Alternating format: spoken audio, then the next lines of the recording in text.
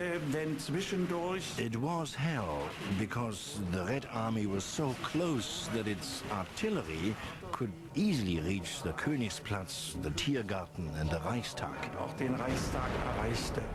Through this hurricane of fire, it was still sometimes possible for us to engage ground targets with our guns.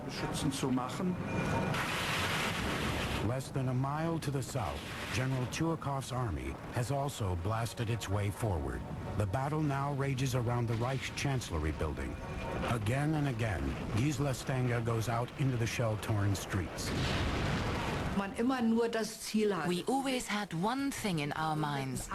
You must get to the wounded. You must take care of them and make sure that they're brought under cover to be treated. That was what I tried to do. By 3:30 p.m., Stalin's soldiers are almost on top of Hitler's last hiding place in the bunker below. Even in his madness, Hitler knows that time has run out.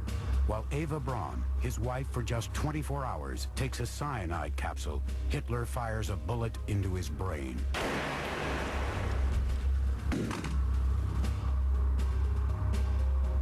With no idea their leader is dead, the garrison of SS men and Hitler Youth in the Reichstag fight on. But at 6 p.m., Soviet assault troops at last reach the building. I could see those huge pillars and then the dome, which was half destroyed, smashed in by shells. There was still fighting going on. And when we were overhead, we could see flashes of light from the grenades bursting inside. Murderous hand-to-hand erupts as men stalk each other through the burning, smoke-filled rooms.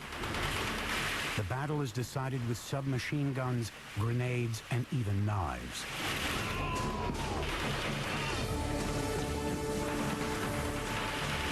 One small group carrying Victory Banner number 5 fights its way through the maze of corridors.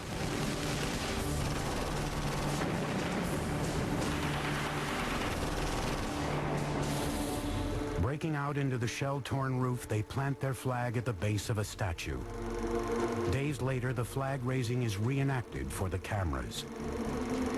Across the city, small bands of German soldiers carry on the hopeless fight. But then the news of Hitler's death explodes like a bombshell. Dass Hitler sich mit einer Frau jetzt eingelassen hat. That Hitler would take a wife, that he would then commit suicide, well and truly brought to an end my entire belief in the Third Reich. Dieses Dritten Reiches, denn I had sincerely believed in final victory, right up to the last second, however crazy that might sound. Klingen mag. With Hitler gone, senior German officers now make contact with the Soviet forces to try to negotiate an armistice. But they are told to surrender unconditionally, or the Red Army's attacks will turn Berlin to dust. At 6 a.m. on the morning of May 2nd, the garrison of Berlin surrenders, and the order goes out to German forces everywhere to lay down their arms. It was incredible. We just couldn't believe it. We fired our machine guns into the air, and in the great old Russian tradition, we all drank a glass of vodka and ate and celebrated. When the surrender was declared on May the 2nd, there was a huge commotion on the airfield. We all cheered. We fired our guns into the air, and then I ran to my aircraft and fired off all the ammunition in my machine gun. But then I was punished for using up all my ammunition, because though we thought it was all over, we still had to fly another mission. 6 days later, official surrender ceremonies take place in both East and West. The Second World War in Europe is over. Hitler's 1,000-year Reich has been completely destroyed.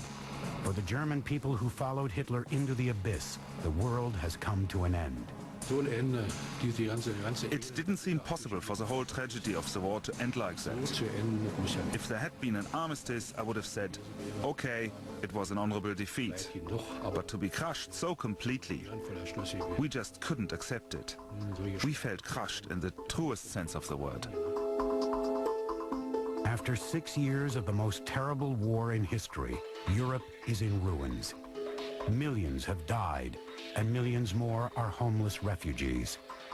Tragically, the freedom destroyed by Adolf Hitler is not fully restored to Eastern Europe for another 45 years. But the sacrifice of so many lives has not been in vain.